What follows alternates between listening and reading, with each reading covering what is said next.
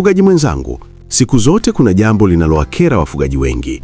Una kuku, una chakula, una maji, lakini unakuta mayai hayako kwa kiwango unachotarajia. Unajiuliza, tatizo ni nini? Leo nitakueleza makosa makuu 5 yanayowafanya kuku wasitage hata kama kila kitu kipo, na pia nitakufundisha suluhisho rahisi ambalo unaweza kutumia mara moja kuona tofauti kubwa. Hakikisha unaangalia video hii mpaka mwisho, kwa sababu kosa la mwisho ndilo linalowashangaza wafugaji wengi na linaweza kubadilisha uzalishaji wako mara moja. Karibu Kuku Farm Pro, chaneli yako ya kujifunza ufugaji wa kuku kwa vitendo, kwa gharama nafuu na kwa faida halisi. Kama bado hujasubscribe, fanya hivyo sasa ili usikose elimu muhimu kama hii. Kosa la kwanza, chakula kisichofaa kwa umri wa kuku. Kuku la chakula kisicho sahihi ni kosa kubwa sana. Wafugaji wengi husema chakula kipo basi kila kitu kiko sawa, lakini ukweli ni kwamba kuku wa mayai wanahitaji chakula kilicho na protein, calcium na virutubisho vinavyohitajika kwa umri wao.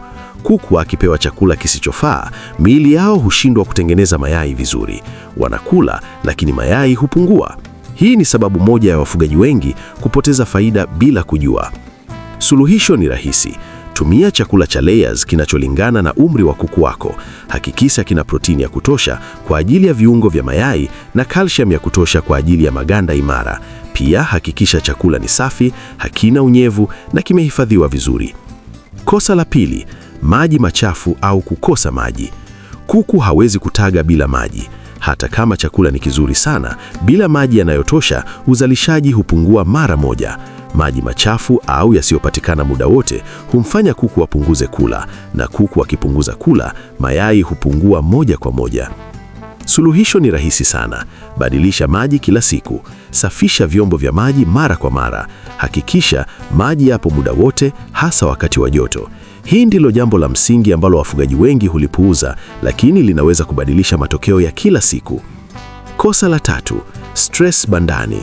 Stress ni adui mkubwa wa utagaji. Kelele nyingi, watoto kuchezea kuku, mbwa au paka kuwasumbua au kuwahamisha mara kwa mara, yote humletea kuku msongo wa mawazo. Kuku mwenye stress hatagi vizuri hata kama chakula na maji vyote vipo. Suluhisho ni kuweka banda tulivu lenye mpangilio mzuri lisilo na usumbufu. Kuku wakikaa kwa amani, miili yao hufanya kazi vizuri na utagaji huongezeka kwa kiwango cha kushangaza. Usiondoke bado, kwa sababu kosa la 4 linaathiri hata kuku wanaonekana wazima kabisa. Kosa la 4, magonjwa na minyoo. Kuku anaweza kuonekana mzima, anakula, anatembea, lakini ndani ana minyoo au maambukizi madogo yanayopunguza uzalishaji wa mayai bila dalili za haraka. Wafugaji wengi husubiri kuku wadhoofike kabisa kabla ya kuchukua hatua. Hii ni hatari kwa sababu hasara tayari imetokea. Suluhisho ni kinga. Tumia dawa za minyoo kwa ratiba. Hakikisha banda ni safi na usafi ni wa kila siku. Chukua hatua mapema unapobaini dalili zozote zisizo za kawaida. Kosa la 5, mwanga wasiotosha. Hili kosa wengi hulipuuza.